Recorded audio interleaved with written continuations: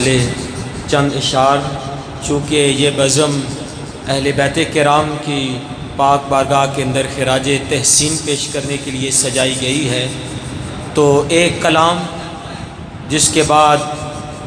نعت خان رسول کو دعوت کہ کس زبان سے ہو بیاں عز و شان اہل بیت کا ذکر ہے، جاگ کے سننا ہے کہ کس زبان سے ہو بیاں عز و شان اہل بیت، کس زبان سے ہو بیاں عز و شان اہل بیت، مدح گوئے مصطفیٰ ہے مدح خان اہل بیت، کس زبان سے ہو بیاں عز و شان اہل بیت، مدح گوئے مصطفیٰ ہے مدح خان اہل بیت۔ اور بے اجازت جن کے گھر جبریل آتے نہیں، اس گھر کا مقام و مرتبہ کیا ہے، اس گھر کی شان کیا ہے؟ شاعر کہتا ہے کہ بے اجازت جن کے گھر جبریل آتے نہیں، قدر والے ہی جانتے ہیں قدر و شان اہل بیت، جن کی تطہیر کا گواہ ہے خود خدائے ذوالجلال، جن کی تطہیر کو بیان کرتا ہے خود خدائے ذوالجلال، آیت تطہیر گواہ ہے شان اہل بیت، اور سر شہیدان مصطفیٰ کے ہیں نیزوں پر بلند، سر شہیدان مصطفیٰ کے ہیں نیزوں پر بلند، خدا نے اور اونچی کی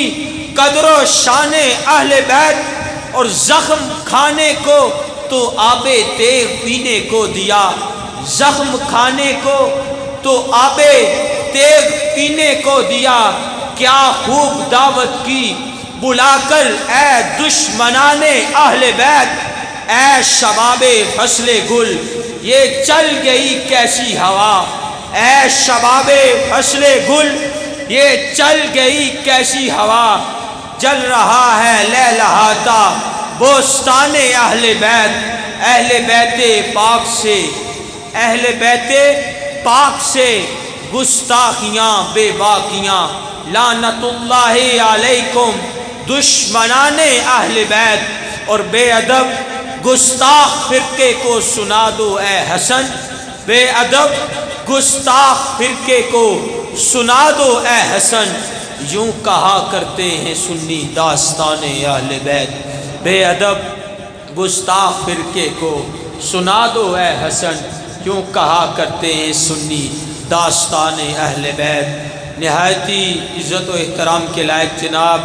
عزت مآب محمد ظہیر صاحب کو دعوت نعت دینے جا رہا ہوں کہ آئیں اور کریم لجپال آقا کی بارگاہ کے اندر نعت پاک کا نذرانہ پیش فرمائیں۔ نعرہ تکبیر، نعرہ رسالت، نعرہ رسالت، نعرہ تحقیق، نعرہ حیدری، نعرہ غوثیہ۔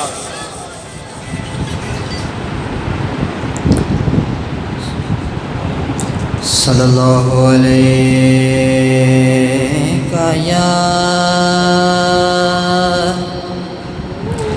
یا رسول اللہ،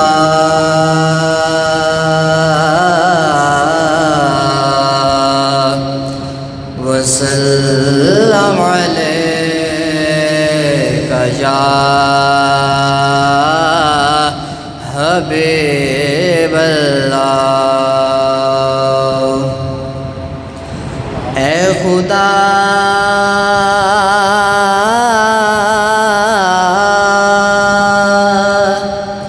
اے خدا میرے گھر کے آنگن میں رحمتوں کا صدا نزول رہے، صدا نزول رہے، ساری دنیا خفا بھی ہو جائے پر مجھ سے راز میرا رسول رہے، پر مجھ سے راز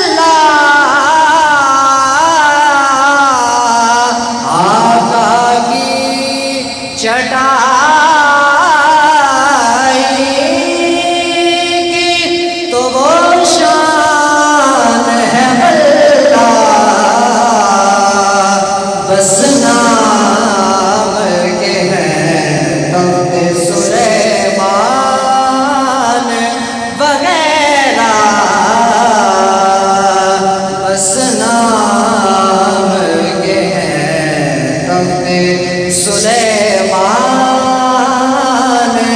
وغیرہ رکھ لیں وہ جو در پر خیرات ملے ہو جنہیں سرکار کے در سے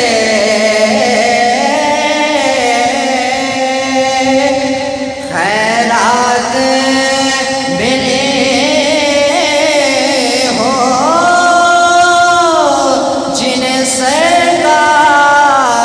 کے در سے دنیا کے اٹھاتے نہیں احسان وغیرہ رکھ لیں وہ جو در پر آئے تو صحیح سامنے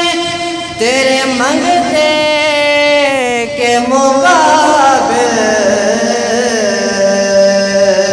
جتنے بھی زمانے کے ہیں سلطان وغیرہ رکھ لیں وہ جو در پر مجھے دربان وغیرہ پھر کیا ہے میرے سامنے سلطان وغیرہ